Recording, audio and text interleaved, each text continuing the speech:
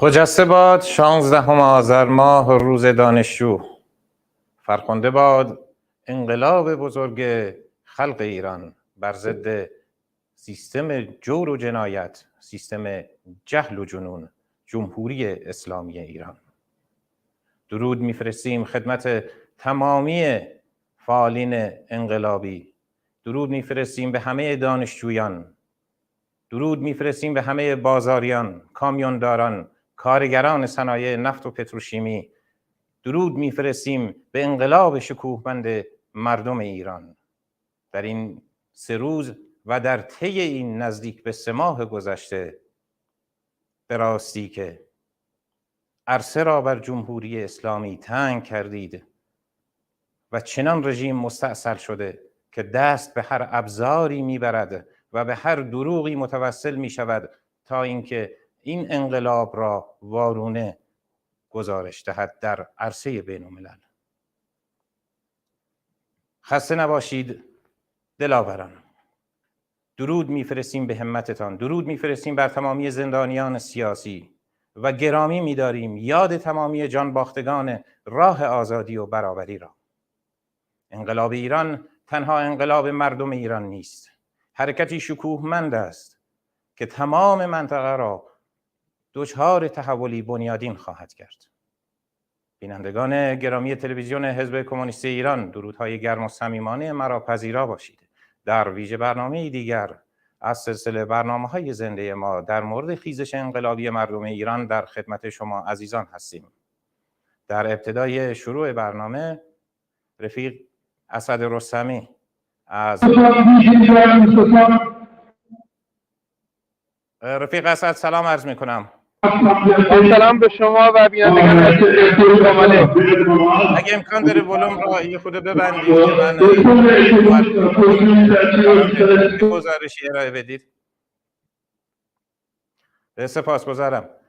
بینندگان گرامی، رفیق اسد رستمی عضو کمیته مرکزی کماله سازمان کردستانی حزب کمونیست ایران از کشور دانمارک و شهر کوپنهاگن در این برنامه حضور دارن و قرار است گزارشی در مورد اکسیونی که الان اونجا برگزار میشه خدمت شما بینندگان عزیز ارائه کنم. رفیق اسد رستمی در خدمت شما هستیم. بله، با سلام خدمت بینندگان عزیز تلویزیون کماله. امروز در کوپنهاگ دانمارک بنا به فراخوان سازمان امنستی اینترنشنال و عفو بین الملل یک تظاهرات بزرگ با حضور مردم دانمارک، فعالین سیاسی و شخصیت‌های مبارز و اونایی که آزادی در مسابقات جهان برای مهم هست در دانمارک شرکت کردند و علاوه فعالین سیاسی و اجتماعی ایرانی که در دانمارک مقیم هستند. اون که می‌بینید شمار زیادی از مردم شرکت کردند و با روشن کردن مشعل پشتیبانی خودشون رو در این روز با مردم ایران و جوانان ایران نشان دادند. در چهارشنبه ما قبلا در جلساتی که با امنستی اینترنشنال داشتیم درخواست داشتیم که با توجه به اینکه امروز آذر هست و روز دانشجو، اونها خیلی قائل بودند که امروز رو به اصطلاح به عنوان پشتیبانی خودشون از دانشجویان، از جوانان، از کودکانی که در مبارزه با رژیم جنایتکار جمهوری اسلامی گرفته شدند و جان باختند و در زندانها هستند و این آکسیون بنا به فراخوان این تشکل انجام شده. منتها جریانات سیاسی و فعالین هم به عنوان همکاران تشکل امنستی اینترنشنال حضور دارند این تظاهرات که ما هم از طرف کماله و حزب کمونیست ایران در بخش‌هایی از این تظاهرات و امنستی اینترنشنال در همکاری هستیم و شعارشون هم همون شعار کف خیابونه و همون خواستیه که مردم برای هستش که درست کردن با لوگوی خودشون و همونطور که می‌بینید یعنی زن زندگی آزادی در برقرارشون هستش و اجازه ندارن که به اصطلاح کسایی که از رژیم ساخت شده قبلتر از جمهوری اسلامی و آوردن پرچماشون معمولا تظاهرات رو مثلا براش مشکل درست میکردن، به اصطلاح بهشون گفتن که این پرچما باید خیلی عقب‌تر از تظاهرات بگیره و این چیزی که واقعا هم برگزار کنندگان و هم مردم اینجا میدونن که دقیقا خط خیابون تو ایران مردم چی میخوان و از چی دارن دفاع میکنن. سپاسگزارم از رستمی. البته صدای زنگ بسیار بهتر متوجه میشدیم. سوال دارم خدمتتون فقط در شهرهای دیگه اروپا قرار بود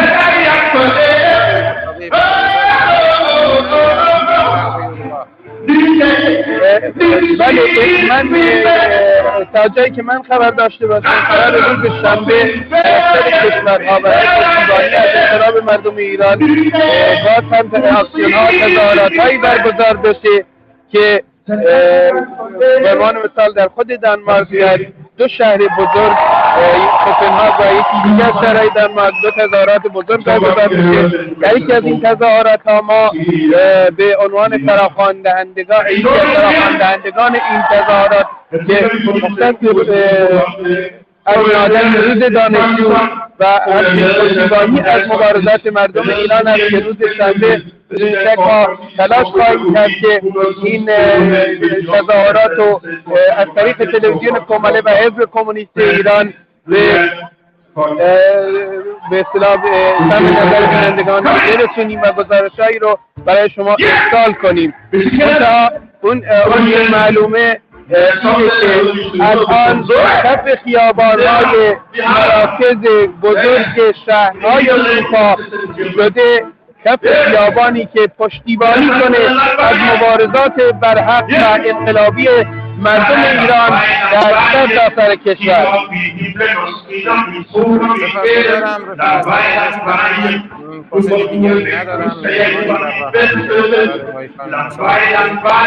اگر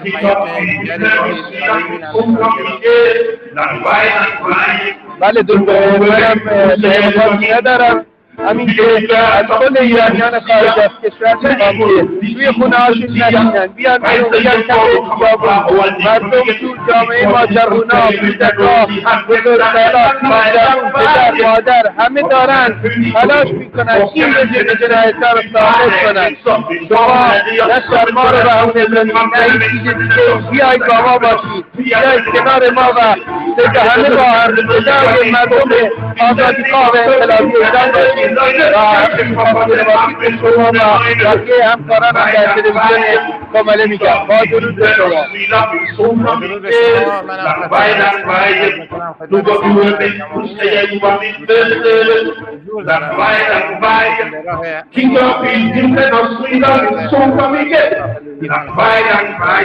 این بیشتر و بیشتر بشه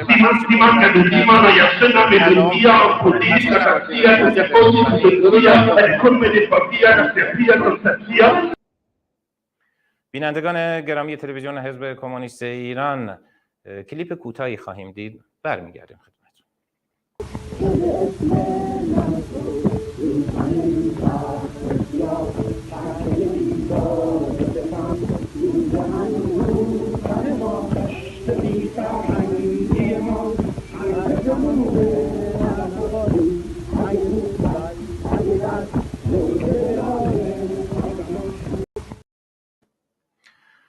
سلام مجدد عرض میکنم خدمتتون بینندگان گرامی تلویزیون حزب کمونیست ایران.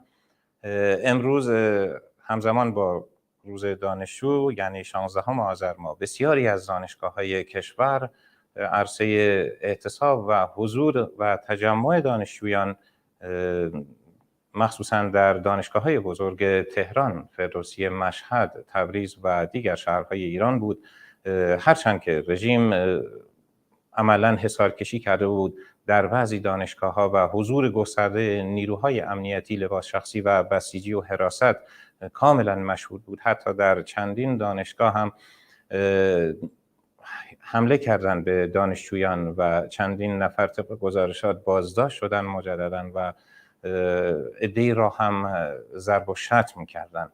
همچنین در دانشگاه علامه طباطبایی هم گزارشاتی ما داشتیم که دانشجویان در پی این بودند که راهپیمای اعتراضی که برگزار کرده بودند ملحق به شهر بشن و قاطی مردم معترض در سطح شهر تهران بشن. در واقع ما گزارشات بیشتر رو از زبان مهمان ارجمند برنامه و اینکه چه تحولات دیگه‌ای در حال رخ دادن، البته این رو هم خدمتتون عرض کنم که همین حالایی که ما داریم این برنامه رو خدمت شما ارائه میدیم، حضور گسترده مردم در خیابان انقلاب و میدان آزادی گزارش شده و سیل عظیم جمعیت داره به اون سمت میره.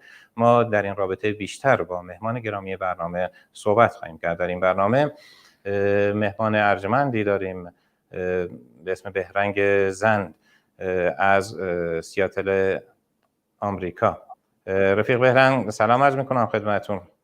سلام، من بهرنگ زندی هستم و خیلی خوشحالم که با شما هستم و قبل از اینکه شروع کنم من میخوام درود بفرستم به دانشجویان، کارگران و زنان که جزء پایه‌های اصلی این انقلاب بودن و 3 ماه نزدیک به 3 ماه دارن در مقابل یکی از مستبدترین حکومت‌های تاریخ که تاریخ به خودش دیده در مقاومت میکنن و واقعا چیزی جز درود نمیشه به این جمعیت فرستاد.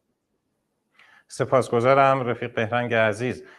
شما به عنوان یک روزنامه‌نگار و فعال سیاسی ارزیابیتون در مورد این جنبش و خصوصا در این اعتصابات گسترده این 3 روزه و اتفاقاتی که همین الان در جریان هست و همچنین جنبش دانشجویی چگونه است میشه یه ارزیابی مختصر کنید؟ بعد میرم سراغ سوالات بعدی.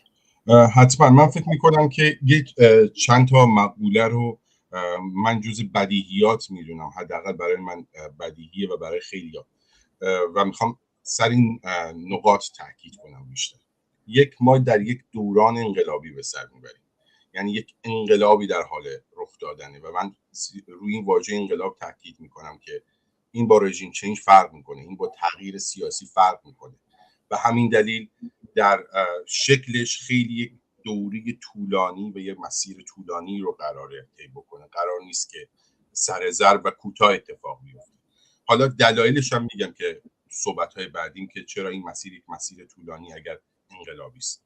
و تا اینجای کار من فکر میکنم که تعریفمون از انقلاب در واقع بر اساس اون چیزیه که ولادیمیر لنین تعریف میکنه. لنین دوران انقلابی رو اینگونه تعریف میکنه که بالایی ها نمیتونن مثل گذشته بر پایینی ها حکومت کنن و پایینی ها نمیتونن مثل گذشته زندگی بکنن. من فکر میکنم اتفاقی که در ایران داره میفته به شدت این خصوصیات انقلابی رو داره نمایندگی میکنه در چارچوب همون تعریف به نظر من منسجم و درستی که لنین داره ارائه میده. و این انتظار نمیره که مردم حتی اگر بتونن به زندگی قبل از در واقع قتل مهسا امینی، ژینا امینی برگردن و از این طرف هم حکومت دیگه نمیتونه اون سیاست‌های گذشته رو ارائه بده. کما اینکه با وجود این کاری که در مورد کشتن معترضان میکنه، با وجود انکار شکنجه، انکار در واقع سرکوب، باز هم میبینیم که داره یک عقب نشینی‌های سیستماتیکی رو نسبت به فشاری که این جنبش داره در میاره، فشاری که وارد میکنه رو ما شاهد هستیم. نمونهش رو ما میتونیم ببینیم که در 3 ماه گذشته در واقع گشت ارشاد جمهوری اسلامی دیگه نتونست اون قلدری رو تو خیابون انجام بده، چون در واقع از هزینه‌های این فشار میترسید. از طرف دیگه تحولات دیگه‌ای که در ساحت اجتماعی جامعه اتفاق افتاده اینه که ما شاهد حضور بسیاری از زنان بدون حجاب اجباری در خیابان‌ها بودیم در 3 ماه گذشته و خب این یک تحول اجتماعیه و این رو خیلی فراتر از یک تغییر سیاسی یا یک رژیم چنج یا یک به اصطلاح انقلاب سیاسی میکنه، چون قبل از اون که حتی این انقلاب از نظر سیاسی به پیروزی برسه، به نظر من از نظر اجتماعی به پیروزی رسیده و دستاوردهای تا همین جای کار بدون اینکه جمهوری اسلامی بره، دستاوردهای بسیار مهم و به نظر من پایداری برای مردم داشته و مردم میتونن از این دستاوردهاشون محافظت بکنن. سپاسگزارم رفیق. اهمیت اصلا جنبش دانشجویی در تحولات اجتماعی رو در چی میبینید؟ من فکر میکنم که جنبش دانشجویی که خودم دهه 80 بخشی از این جنبش بودم و ما سعی کردیم که یک جریان متشکلی باشیم و به صورت متشکل کار بکنیم. حداقل چیزی که من از دهه 80 شاهدش بودم، شاهد خیلی تغییر و تحولات مختلفی بوده و جمهوری اسلامی همیشه سعی کرده بیشترین سرکوب و بیرحمانه ترین و وحشیانه ترین سرکوب رو در مورد دانشگاه‌ها اجرا بکنه، چون در واقع دانشگاه نقطه تلاقی جامعه است. یعنی همه افراد جامعه، همه گرایش‌های جنسی و جنسیتی، گرایش‌های فکری و به اصطلاح طیف‌های مختلف روشنفکری در دانشگاه جمع میشن و این میتونه برای جمهوری اسلامی و هر حاکمیت مستبدی که جریانات و تشکل‌ها رو سرکوب میکنه بسیار خطرناک باشه. از این لحاظ همیشه جمهوری اسلامی از جنبش دانشجویی یک ترس و واهمه داشته. اینقدر ترسیده که برای اعمال قدرتش اول از دانشگاه شروع میکنه. انقلاب فرهنگی در واقع از دانشگاه رقم میخوره که نزدیک به 2 سال دانشگاه‌ها رو به طور کلی تعطیل میکنه و دست به یک گزینش گسترده‌ای میزنه. در مورد مسئله جنبش دانشجویی چند مسئله مهمه. ما در تاریخ شاهد این بودیم که حتی جنبش دانشجویی میتونسته انقلاب رقم بزنه، مثل اتفاقی که در می 68 در فرانسه افتاد، انقلاب ژوئن در کره جنوبی که و انقلاب چین. در واقع دانشجویان بخش مهمی از این تحرکات و پایه‌های این اتفاق بودن. ما تفاوتی که با مقطع انقلاب 57 داریم اینه که با یک جمعیت عظیمی از دانشجویان روبرو هستیم. یعنی در این 4 دهه جمهوری اسلامی حالا با سیاست‌های درست کردن دانشگاه‌ها در شهرهای مختلف، البته خب بیشتر منطق سود رو در این مورد دنبال می‌کرد چون گسترش مدارس خصوصی و دانشگاه‌های خصوصی بوده، ولی خب این یک جمعیت عظیمی از دانشجویان که عمدتاً هم خب تقریباً 50% این جمعیت زنان هستن، موجب یک تحول عظیم در جامعه شد. یعنی قبل از آن که نظام سیاسی تغییر بکند، قبل از آن که قانون اساسی آن جامعه تغییر بکند، جامعه دچار تغییر و تحول شده. به همین دلیل این تغییر با اون روبنای سیاسی که به اسم جمهوری اسلامی هست در تضاد قرار میگیره و این تضاد الان در بالاترین نقطه خودشه و خب به هر حال در این جنگ من میگم نابرابر، چون یک طرف اسلحه و تانک و دستگاه تبلیغاتی و تلویزیون و دستگاه قضایی و همه چیز دستشه و طرف دیگر هیچ چیز در دستش نیست به جز اینکه در همبستگی و اون جمعیت انبوهه که میتونه اعمال قدرت بکنه.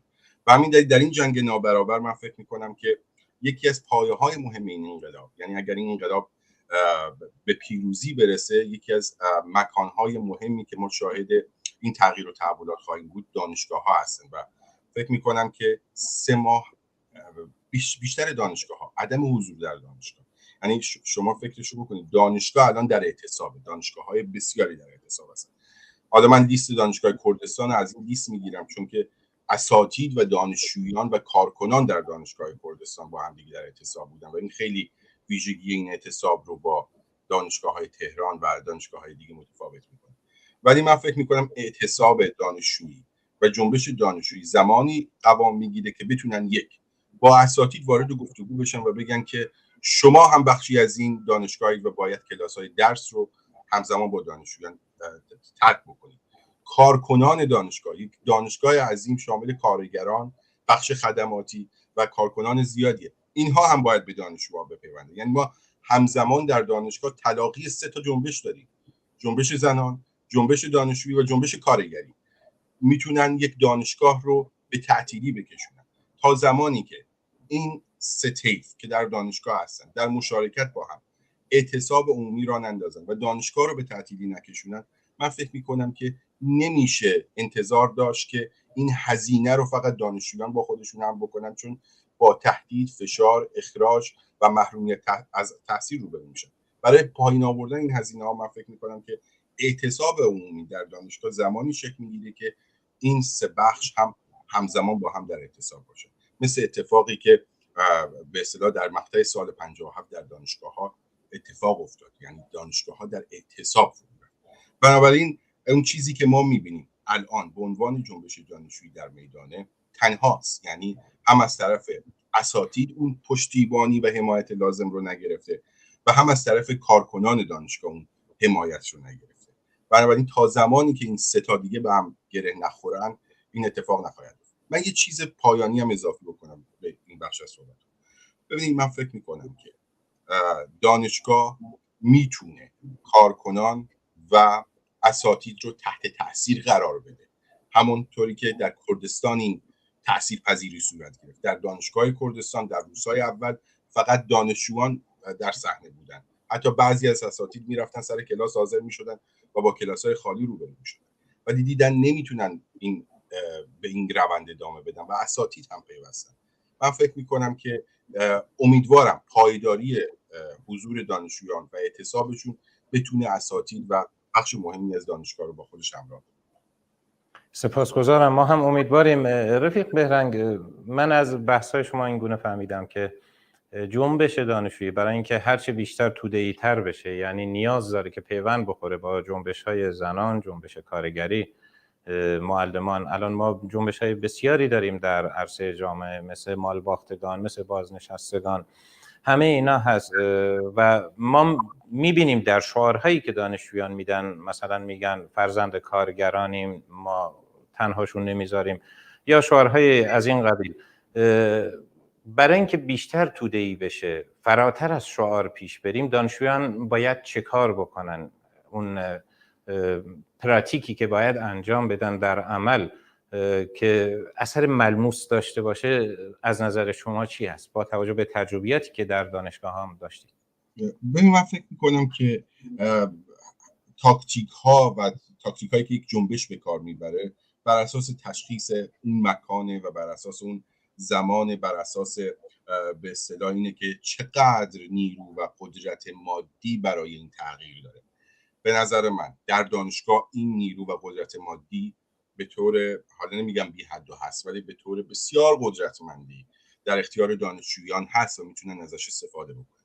مرحله بعدی من فکر میکنم که نقطه تلاقی توده‌ای این مسئله و اتفاق، همونطوری که در صحبت‌های قبلی گفتم، اینه که فقط دانشجویان این بار جنبش رو به دوش نکشن. مرحله سوم به نظر من مرحله‌ای که دیگر آن جنبش آمادگی لازم این را دارد که به خیابان بیاید، یعنی به خیابان بپیوندد، چون خود محیط دانشگاه یک محیط بسیار محدوده.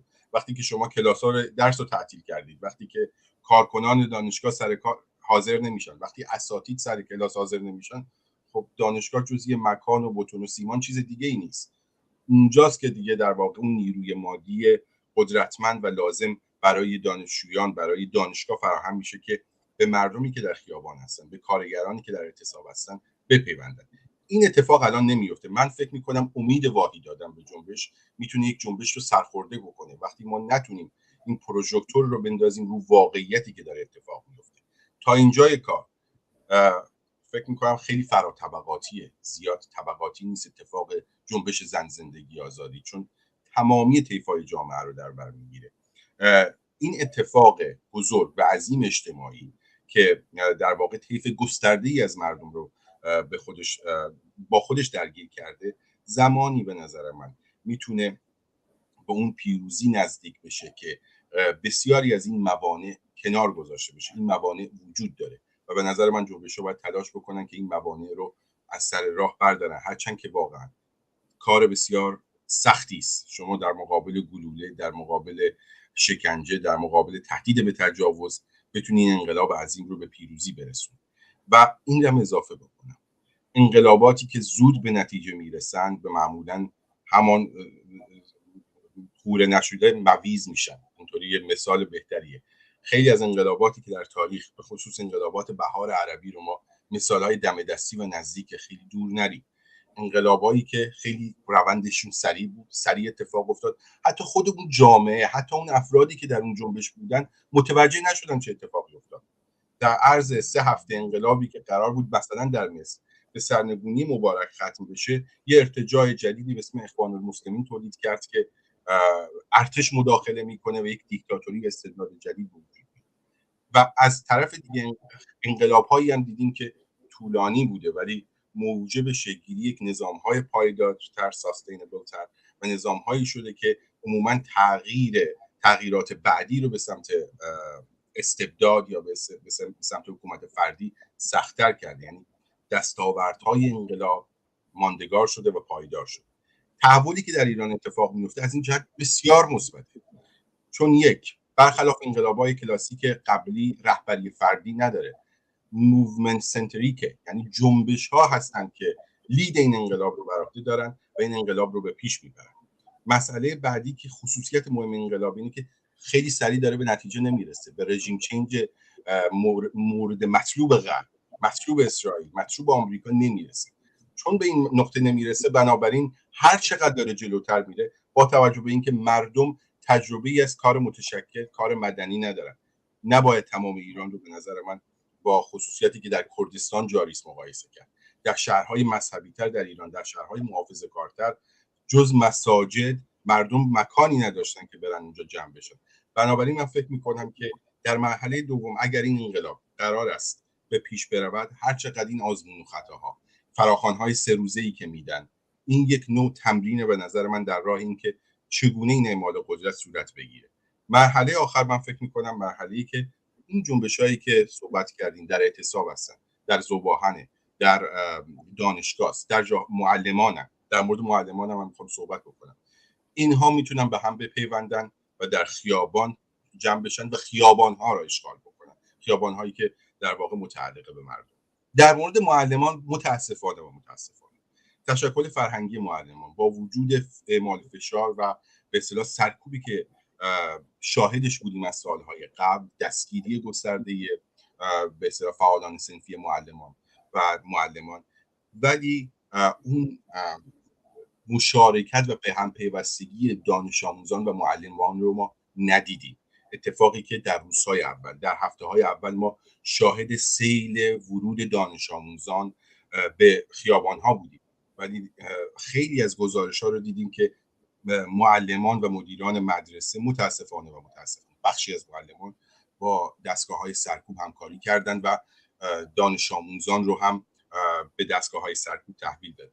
من فکر می‌کنم که اگر در جنبش معلمانی تحول صورت نگیره، عقب میمونه از اتفاقاتی که در کارخانه‌ها میفته، در دانشگاه‌ها میفته و فعلا من فکر می‌کنم که اون چیزی که به اسم آموزش و پرورش در ایران ساخته، مدارس، دبیرستان‌ها، با وجود اینکه دانش آموزان خیلی تصاویر ماندگاری رو خلق کردن در این 3 ماه، ولی معلمان با توجه به یک سرکوب، من انکار نمی‌کنم سرکوب صنفی معلمان رو، ولی نتونستن از دل این سرکوب یک فضای جدید و یک بستری جدیدی رو بسازن و به دانش آموزان بپیوندن.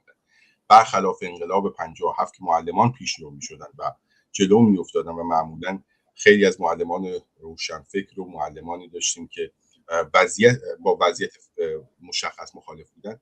در این انقلاب دانش آموزان پیشرو شدن و فکر می‌کنم معلمان نباید از دانش آموزان عقب بیفتن و همراه با همین دانش آموزان بتونن یک هم امنیت جانشین رو حفظ بکنن. دانش آموزی که سر کلاس شما حاضر میشه و از کلاس میره بیرون، شما مسئول جانش هستید، چون اون ساعت باید در کلاس شما باشه. بنابراین وقتی که تصمیم میگیره میره بیرون و به خیابون میپیونده، نپیوستن شما و عدم حمایت شما به نظر من هم از نظر اخلاقی، هم از نظر وجدانی، هم از نظر انسانی، هر چیزی که شما مثال میزنید در واقع یک نوع خیانت در حد اون دانش آموزان. امیدوارم که معلمان، بخش مهمی از معلمان که عضو تشکل‌های صنفی نیستن و تو این روند در واقع جاهای نقش تاثیرگذار بدی داشتن، بتونن به اتفاقی که در جامعه جاری است بپیوندن. سپاسگزارم رفیق بهرنگ عزیز. اتفاقاً به نکته خیلی خوبی اشاره کردید. این نشون میده که یعنی بستر اجتماعی ما برای این جنبش دانشجویی نسبت به اون بستر اجتماعی که ما در دوره پهلوی داشتیم بسیار متفاوته. باور کن من مثلا دانش آموزایی رو میشناختم 17-18 ساله که بسیار آگاه، فریخته و اهل مطالعه بودن. یعنی وقتی می نشستن از علوم مارکسیست و برات بازگو می‌کردن، خیلی یعنی من تعجب می‌کردم از دانشی که اینا یاد گرفتن.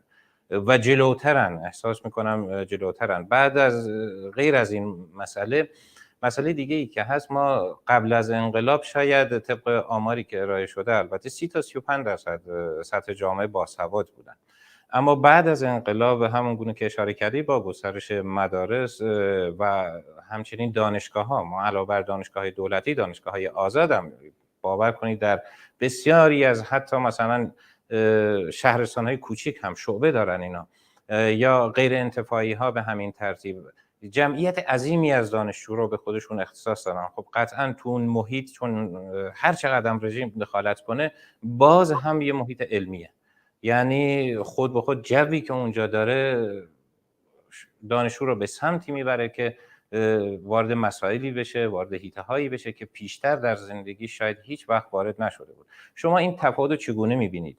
من حتی تو جنبش کارگری هم پیش از این که اصلا به کماله و حزب کمونیست ایران ملحق بشن میدیدم مثلا طرف کارگر بود اما فوق لیسانس بود، کارگر نونوایی بود، کارم میکرد، لزوما در حیطه تخصصی خودش هم کارگیرش نیومده بود، یا حقوقدان بود کار دیگه ای میکرد. از اینا ما زیاد داریم، یا حتی بسیاری از کارگرانی که الان رفت و روب میکنن، نمونه‌های بسیاریش کلیپ هایی که پخش شده در مناطق نفتخیز جنوب، طرف تحصیلات حتی تا مقطع دکترا داره اما متاسفانه مثلا رفته اونجا جارو میکنه، نظافت میکنه. پس بستر هست. اینا هم از دانشگاه اومدن. خیلی از این کارگرها قبلا پیشتر در دانشگاه بودن، با جنبش دانشجویی، با حتی اگه بگیم اون جنبش چی بهش میگفتن اسلامی، اون اسلامی که تو دانشگاه بود به اصطلاح، من دقیقاً اسمش خاطرم نمیاد، انجمن اسلامی. همون انجمن اسلامی هر چقدر مثلا اونجا نفوذ داشت جمهوری اسلامی، عوامل بسیجیش اونجا بودن، ولی باز هم خب بالاخره با همه اینا آشنا شدن. تفاوت این دوتا بستر رو چگونه میبینید و چقدر این بستر مهیاتر نسبت به گذشته و چه تجربیاتی از گذشته میشه به حال منتقل کرد و یا اینکه نه عموما این یه تجربه جدیده و باید راهکارهای جدیدم ارائه داد؟ من فکر میکنم که هر اتفاقی که الان میفته بیگانه با اون چیزی که در گذشته اتفاق افتاده نیست، چون نقض دیالکتیک تاریخ یک سلسله اتفاقات به هم پیوسته و مرتبط با همه و ما نمیتونیم بگیم که جنبش دانشجویی که امروز در حال مبارزه است بی ربط با آن چیزی که در دهه 80 و 70 و گذشته تر اتفاق افتاده. حتی من این صدا رو میشنیدم از طرف برخی از فعالان چپ جنبش دانشجویی که میگفتن چون شوراهای صنفی دانشجویان در دهه 90 شکل گرفته، اینا از دل هیچ اومدن بالا و این شوراهای صنفی رو درست کردن. این ما تاریخ یک واقعی یک مال من نیست. این تاریخی نیست که من بتونم هر لحظه دوست داشته باشم از یه جایی بخونمش، بعد یه جاییشو قطع کنم، بعد وارد نقطه بعدی بشه. تمامی جنبش‌ها بلا استثنا اون چیزی که اتفاقی در دانشگاه میفته حاصل تلاش جمعی در واقع و مبارزه تاریخی بسیاری از دانشجویان بوده که در گذشته و همین نسبت در جنبش کارگری هم اتفاقی که میفته نمیتونه از سنت‌هایی که در هفت تپه، در فولاد، در مبارزات کارگران، در ذوباهن اصفهان، در اعتصاب کارگران پروژه نفت اتفاق افتاد بیگانه باشه. این اتفاقات به نظر من به هم دیگه مرتبطه. در مورد بسترها میشه بسترهای تاریخی در طول زمان خب طبیعتاً عوض میشن. تو جامعه از نظر دموگرافی، جامعه از نظر خصوصیات تغییرات جمعیتی کرده و این تغییرات جمعیتی رو ما در جمعیت نسبت زنان باسواد، نسبت به انقلاب 57، در جمعیت حتی کارگرانی که تحصیلات بالاتر از دیپلم و لیسانس دارن خیلی نقطه مثبتیه نسبت به سال 57. در تغییر و تحولات اجتماعی دیگه، گسترش ارتباطات وسایل جمعی. در انقلاب روسیه شما در نظر بگیرید روستاهای دورافتاده ماها منتظر میموندن که پراودا رو بخونن، نشریه حزب بولشویک رو. الان شما موبایلتون رو باز بکنید با میلیون ها دیتا و اطلاعات مختلف روبرو هستید که هر کدوم از این اطلاعات آزادانه در گردشه. نمیشه این بسترهای اجتماعی رو با گذشته مقایسه کرد، ولی میشه اتفاقات، روند جنبش‌ها و موضوعی که جنبش‌ها باش در ارتباطن به نظر ما همون موضوعه.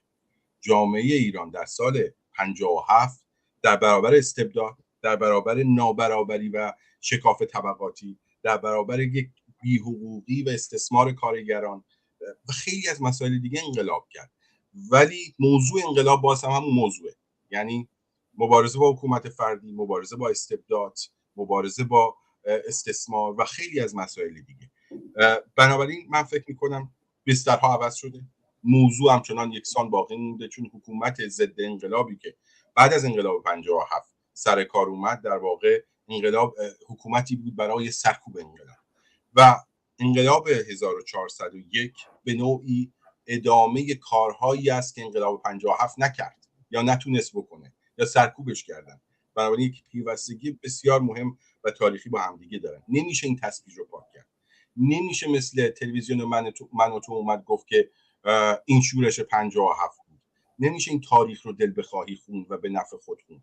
باید این وقایعش رو متعهدانه به نفع ستمدیدگان، به نفع کسایی که حذف شدن در این تاریخان بازخوانی کرد و نقاط مهمش رو نشون داد.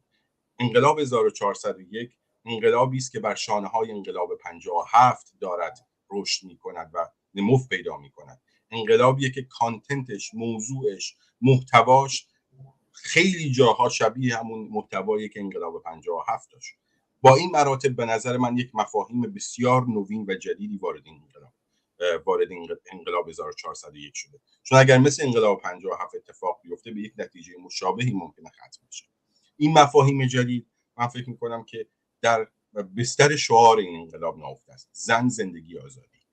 و فراتر از اون من فکر می‌کنم که یک هسته نوینی در این انقلاب شکل گرفته به اسم زنان که دارن لید میکنن این انقلاب رو و مسائل جدیدتر فراتر از این انقلاب به نظر من در حال شکلیه. به همین دلیل میشه این انقلاب رو که انقلاب اجتماعی نام نهاد. انکار شدگان، ستم دیدگان، حذف شدگان، انقلاب بلوچ‌هاست، انقلاب دیگرباشان جنسی است، انقلاب زنان است، انقلاب کردهاست. انقلابیه که ما نمیتونیم این هویت‌ها رو دیگه به بهانه‌های ناسیونالیستی و ایران شهری حذف کنیم، به بهانه استبداد حذف کنیم. این صداهایی که قرون داره خفه میشه، فقط جمهوری اسلامی این صدا رو خفه نکرده. صدای معلمان، کارگران و دانشجویان تاریخاً در ایران مدرن خفه شده. این صداها دارن شنیده میشن و من فکر میکنم که اگر حکومت بعدی با رژیم چنج و این انقلاب سریع به نتیجه برسه، تمام این دستاوردها نقش بر زمین میشه و خاموش میشه و خفه میشه. این انقلاب باید بتونه با قدرت و تکیه بر این صدای محسوب شدگان و حذف شدگان به قدرت برسه. به همین دلیل بستر و زمینه لازمش با سال 57 یک تفاوت‌های اساسی داره که نمونهش رو من براتون برشمردم که این تفاوت‌ها چیه. سپاسگزارم رفیق بهنگ عزیز. اگه موافق باشید میریم یه استراحت کوتاهی میکنیم و برمیگردیم.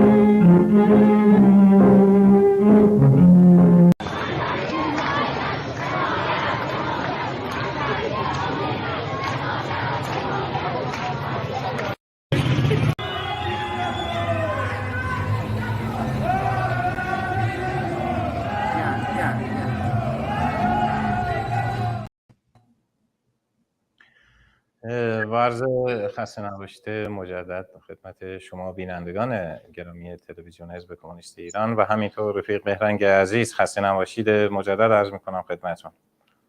قربان شما. اگه توضیحی در تکمیل سوال قبلی دارید میتونید ارائه کنید، اگر نه من سوال بعدی رو بپرسم. من دوستم سوال بعدی رو بشنوم حتما.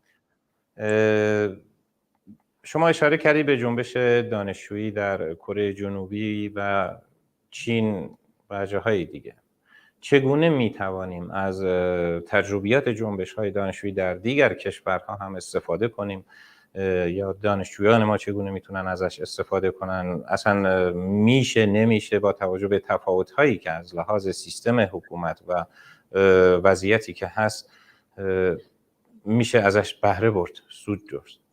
من زیاد مثلا نرفتم سراغه، چون معمولا چپ ها خیلی می 68 رو دوست دارن و معمولا میرن سراغ می 68 چون خیلی اتفاق مطلوب ما اتفاق افتاد. اتحادیه‌ها و سندیکاهای کارگری با دانشجویان نشست پیدا کرد گذاشتن در می 68 و بعد خارج از دانشگاه اعتصاب کارگری همزمان با اعتصاب دانشجویان اتفاق میفته. در تحولات تیانانمن در چین و انقلاب ژوئن 1991 در کره جنوبی ما با دو تا حکومت مستبد طرف هستیم که هیچ ظرفیت دموکراتیکی رو حتی در بستر در چارچوب حکومت سرمایه‌داری برای اینکه سیستم و نظامشون با انقلاب تغییر نکنه نگذاشتن. در فرانسه این ظرفیت دموکراتیک وجود داره. همزمان با می 68 میترانه که از حزب سوسیالیسم میاد با حزب کمونیست ائتلاف میکنه و میگه که حکومت کودتایی دوگل رو نمیخوایم و من میتونم در غیاب قدرت سیاسی جدید رو در دست بگیرم. در چین و کره جنوبی تحولات جنبش دانشجویی به این شکل نیست که حزب و سازمانی خارج از دانشگاه بیاد به دانشجویان بپیونده. همین این اتفاقی که در ایران میفته و در عین حال اون نظام سیاسی ظرفیت اون مسئله رو نداره. در انقلاب تیانانمن شکست خورد، دانشجویان شکست خوردن، نتونستن در واقع اون تغییرات بنیادین رو انجام بدن چون جامعه به دانشگاه نپیوست، چون دانشگاه مثل یک جزیره اعتراضی بود که جامعه فقط داشت مشاهده میکرد. این در ایران اتفاق نمیفته. فقط ما در دانشگاه ها نیست که این تغییر و تحولات رو شاهد هستیم. به همین دلیل از نظر اینکه ما اگر میخواهیم این تجربه رو مقایسه کنیم به معنای واقعی، اتفاقی که در کره جنوبی افتاد منجر به انقلاب شد، منجر به تغییرات و تحولات بسیار بنیادینی شد که دانشجویان در اون نقش مهمی داشتن. من در مورد نتیجه‌ای که منجر به تشکیل جمهوری کره شد صحبتی نمی‌کنم، چون به هیچ عنوان نظم نئولیبرالی و اون سیستمی که بعد از انقلاب ژوئن سر کار اومد و شکاف طبقاتی و اختلاف طبقاتی رو، نابرابری دستمزد رو در کره ترویج کرد، من از اون دفاع نمی‌کنم. دفاع من در واقع در مورد اینه که یک جنبشی میتونه یک قدرت سیاسی رو به زیر بکشه. انقلاب یک موضوع چند وجهی است، تک موضوعی نیست. انقلاب دانشجویان نیست. به همین نسبت انقلاب فقط انقلاب کارگران نیست. به همین نسبت انقلاب فقط انقلاب زنانه نیست و انقلاب زنان نیست. این چند وجهی بودن این انقلابه که به نظر من کار جمهوری اسلامی رو سخت‌تر میکنه، حتی سخت‌تر از اون چیزی که در کره اتفاق افتاد در سال 91. یعنی ما با یک مجموعه تحولات در جامعه روبرو هستیم که لژیتیمسی، اون مشروعیت جمهوری اسلامی رو دچار تزلزل کرده شد. مشروعیت سیاسی یعنی چی؟ یعنی دیگه کسی از شما فرمانبرداری نمیکنه، کسی فرمان شما رو نمیخونه و این کم کم و این ریزش طوری اتفاق میفته که شما متوجه نمیشید به عنوان حکومتدار و به عنوان کسی که حکومت میکنه. اتفاقی که در ایران میفته به نظر من روندش به این سمته. اینکه زمانبندی این اتفاقات زمانی به نظر من اتفاق بیفته که روشنفکران، احزاب سیاسی، سازمان‌های سیاسی، نویسندگان، روزنامه‌نگاران بتونن روی این داستان تاثیر بذارن، روی این روند تاثیر بذارن. این تاثیرگذاری رو به نظر من باید از روندی که در رسانه‌ها به معنای خط‌دهی، به معنای تولید محتوا، به معنای اینکه اتفاقاتی رو قرار رقم بزنن به نام رسانه شکل نمیگیره. این تغییرات باید در دل جامعه، در دل شبکه رهبران محلی، دانشجویان و کارگران باید اتفاق بیفته و به نظر من داره میفته. شما یک نکته مهمی رو توجه بکنید. در دل همین اتفاقات 2 ماهه و چند ماهه ما شکل‌گیری کمیته مختلف محلات در شهرهای مختلف رو داشتیم. در شهری مثل یزد کمیته محلی یزد تشکیل شده، در شهری مثل ساری کمیته محلات ساری تشکیل شده. یعنی من از شهرهایی دارم مثال میزنم که هیچ وقت تجربه تشکیل این کمیته ها رو دهه‌ها نداشتن و این سیمای شهری رو داره عوض میکنه. این تغییر و تحولاتی که به نظر من میتونه به صورت سلسله‌وار به هم دیگه گره بخوره و این زنجیره رو درست بکنه. در مرحله بعدی من فکر میکنم که در مورد نقش اعتصاب‌های کارگری به هیچ عنوان غافل نشه. اتفاقی که به صورت گسترده تا الان نیفتاده. ببینید وقتی ما اعتصاب عمومی رو نتونیم از اعتصاب کارگری تفکیک کنیم، تصویری که از جامعه میبینیم دچار به اصطلاح انسجام نیست. نمیتونیم تصویر منسجم ببینیم، واقعیت رو نمیتونیم بهش نزدیک بشیم. مثلا ما میگیم اعتصاب عمومی در تهران، باید به درستی مشخص کنیم کدام بخش‌هایی از شهر تهران در اعتصاب هستند، کسبه و بازاریان. آیا این به معنای اعتصاب کارخانه‌های تولیدی شهر تهرانه؟ آیا این به معنای اعتصاب اتوبوسرانیه؟ آیا این به معنای اعتصاب بخش خدمات؟ نه، این اتفاق زمانی میفته و اعتصاب عمومی شکل تاثیرگذارتری میگیره که نیروی کار اون تولیدی که جمهوری اسلامی از اون پروفیت میگیره و سود میگیره رو بخوابونه. این اتفاق به صورت گسترده و سراسری هنوز نیفتاده، هرچند جنبش کارگری با توجه به روند تحولاتش، با توجه به سرکوبش، با توجه به اینکه میتونم ادعا بکنم تنها جنبشی بوده در 2 دهه گذشته یک روز خیابون رو ترک نکرده، تنها جنبشی بوده که همیشه حالا با موضوع افزایش دستمزد، با موضوع مبارزه با خصوصی سازی، با موضوع اعتراض به اخراج و با موضوع بیمه همیشه در خیابان بوده، چه در کارخانه و مکانهای مختلفی رو اشغال کرده. این جنبش اگر بخواد شیفت کنه به مرحله بعد نیاز به یک زمان داره، چون حلقه واسطه برای این شیفت تشکل‌هایی که کارگران دارن. هسته‌های اولیه اعتصاب، شما دهه 90 ما با 10,000 هزار اعتصاب کارگری روبرو بودیم، 10,000 هزار، یعنی سالانه چیزی بوده 3,000 2,000 اعتصاب کارگری اتفاق میفته. بنابراین باید بقبولونیم این اعتصابات از کره مریخ شکل نگرفته، از هوا شکل نگرفته. کارگران تشکل‌های اولیه سازماندهی کردن این اعتصاب رو داشتن. همین ابزار به نظر من هنوز در اختیار کارگرانه. اگر اطمینان نمی‌کنند به اینکه وارد مرحله بعدی بشن، به نظر من کارگران همیشه حرکت‌های کارگری به این شکل بوده تا مطمئن نشند که بتونن از پیروزیشون محافظت بکنن، از دستاوردهاشون محافظت بکنن.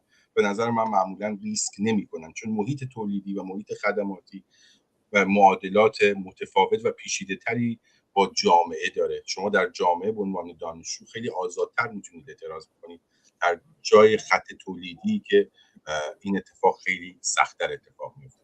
و اینم اضافه کنم جمهوری اسلامی با تمام قوا در این 4 دهه یک پلیس ضد شورش اعتصاب درست کرد سال 93 و 94 برای سرکوب کارگران عسلیه.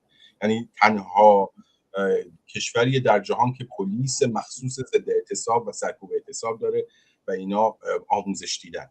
و اینکه جمهوری اسلامی با تمام قوا بازداشت، دستگیری، پرونده سازی برای کارگران رو انجام داده و کریمینالایز کرده، جرم‌انگارانه کرده مسئله اعتصاب. حتی ما با شکایت خصوصی کارفرما برای کارگران روبرو بودیم. و همین دلیل نمیشه گفت که این بستر مهیاس، فراهم، راحت و با توجه به اینکه حالا انقلاب هم داره میشه، کارگران به راحتی میتونن این پروسه رو بشکنن و بپیوندن. در مراکز بزرگ اگر این اتفاق بیفته، مثل ذوباهن، مثل نفت، تاثیراتش به مراتب به نظر من رو بخش خدمات و بخشایی که قراره به این اعتصاب بپیوندن خیلی بیشتر خواهد بود. هنوز این تحول به نظر من اون معنایی که اعتصاب تعریف میشه به طور گسترده اتفاق میفته. سپاسگزارم. مسئله‌ای که اینجا پیش میاد اینه که ما پیش از انقلاب رژیم پهلوی تحریم نبود، روابط بسیار خوب تجاری هم با کشورهای غربی داشت. برای اینکه کارگران رو راضی کنه امتیازات زیادی داد، حقوقها رو بالا برد.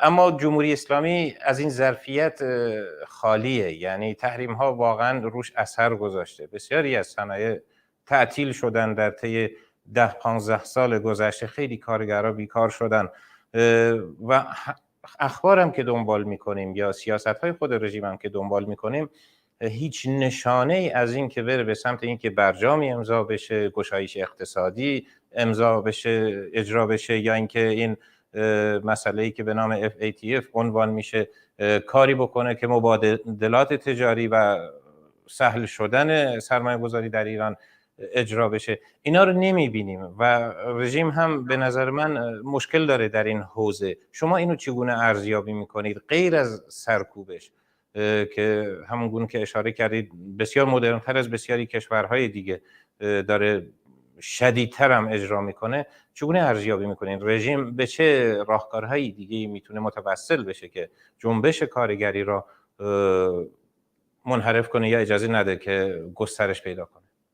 من فکر میکنم که در سال 57 شما اون نکاتی که اشاره کردید من تاکید میکنم روش و فکر میکنم که این تفاوت ها هست، بله، ولی اتفاق دیگه هم در کنار این تحولات تحریم و برجام و امضا نکردن برجام اینه که درست جمهوری اسلامی با غرب در ظاهرا سر برنامه هسته‌ای در ستیزه، درست جمهوری اسلامی مثلا با سیاست‌های اینجا من تو گیومه میذارم امپریالیستی در منطقه داره با مخالفت میکنه، ولی این به معنای این نیست که جمهوری اسلامی از ابزارهای غربی در سیاست‌های اقتصادیش استفاده نمیکنه. این جمهوری اسلامی یکی از نمایندگان متعهد و واقعی اجرا کردن سیاست‌های خصوصی سازی در ایرانه و بهترین نماینده است برای این بخش بورژوازی خصوصی و سرمایه‌داری خصوصی. کما اینکه ما می‌بینیم صدایی از طرف کارخانه‌داران، سرمایه‌دار معمولاً در انقلابات به بخشی از سرمایه هم بلندگو پیدا میکنه و صحبت میکنه. ما این صحبت‌ها رو از طرف جناح‌های مختلف سرمایه‌داری در ایران ندیدیم، چون میدونن با انقلابی مواجهند که هیچ کدوم از اینها رو سر سفرهشون قرار نیست راه بدن. جمهوری اسلامی در سالهای گذشته هر آن چیزی که در آمریکا در آمازون پیاده شد در مورد کارگران به صورت بسیار شدیدتر و استثمارگونه‌تر در مورد کارگران و برای تولیدش ادامه داد.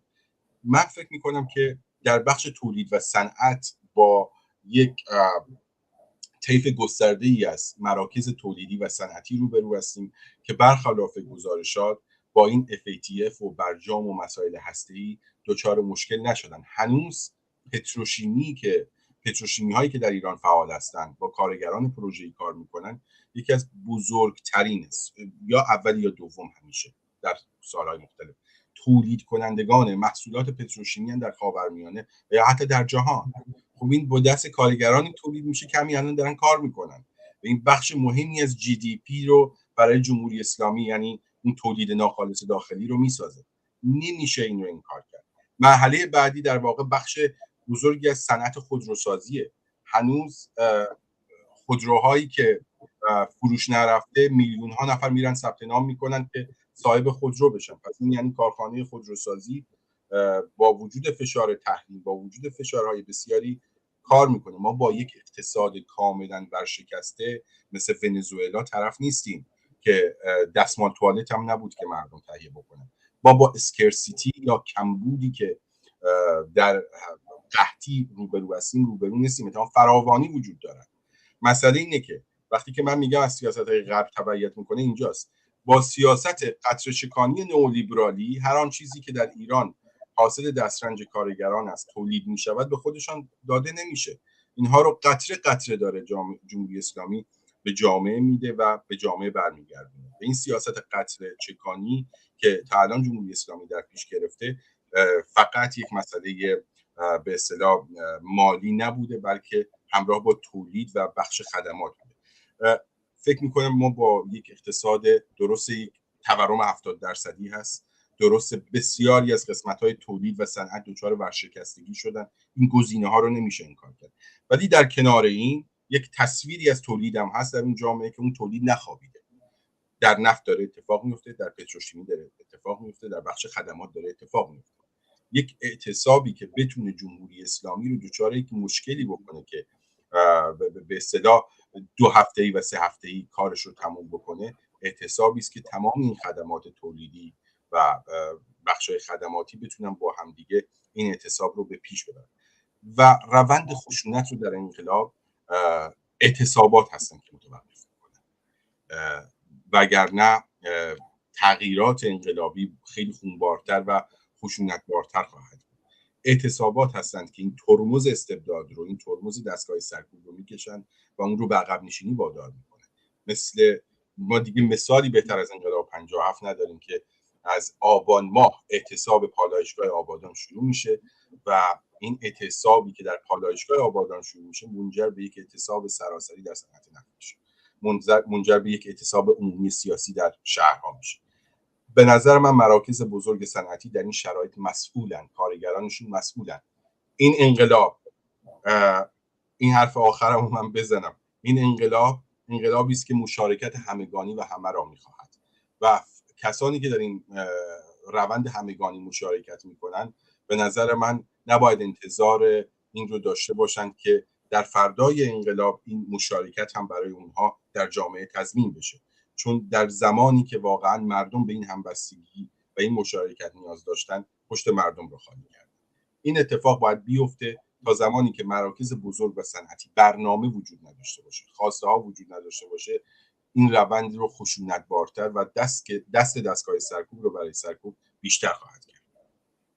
سپاسگزارم رفیق بهرنگ عزیز از توضیحات کامل و مفصلی که ارائه دادید. متاسفانه وقت ما دیگه به پایان رسیده. مسئله دیگه ای بود که دوست داشتم در موردش صحبت کنیم اما میگذاریم برای برنامه آتی. مسئله تعداد زیادی ما دانشجو در کشورهای خارجی داریم، از اروپا گرفته تا آمریکا، استرالیا و جاهای دیگه و حجم عظیمی، حدود البته آمارش دقیق نیست، میگن 6 تا 8 میلیون ایرانی در خارج از کشور زندگی میکنن. دوست داشتم تأثیری که اونا میتونن بذارن، عملکردشون، فعالیت‌هایی که میتونه کمک بکنه به این جنبش یا دانشجویان داخل رو کمک کنن، یاری بدن، چون دسترسی به بسیاری از مراکز فکری و تحقیقاتی دارن. اونها مراکز بسیار معتبری هم مثلا میتونن استفاده بکنن و راهکار ارائه بدن، میتونن حمایت‌های بین‌المللی جلب کنن. اینو میذاریم برای برنامه بعدی ما. اما بسیار خوشحال شدم رفیق بهرنگ عزیز که در این برنامه حضور پیدا کردید. تشکر میکنم. منم سپاسگزارم و به امید پیروزی. امید پیروزی. وقتتون خوش. بینندگان گرامی تلویزیون حزب کمونیست ایران، از اینکه تا این لحظه با ما بودید بسیار سپاسگزاریم. امیدواریم که از این لایو و این برنامه زنده نهایت استفاده رو برده باشید. تا دیداری دیگر، سلامت و موفق باشید.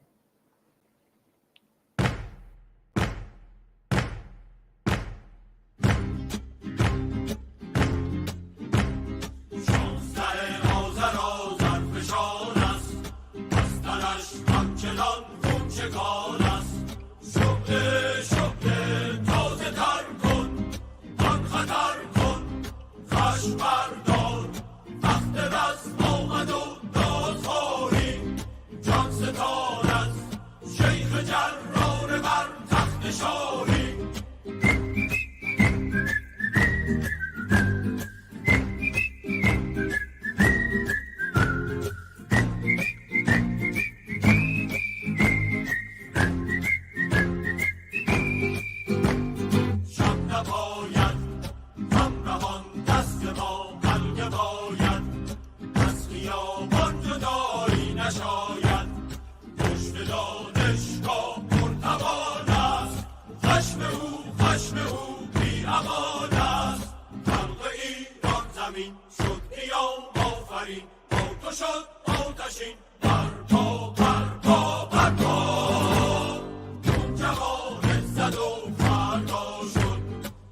چقدر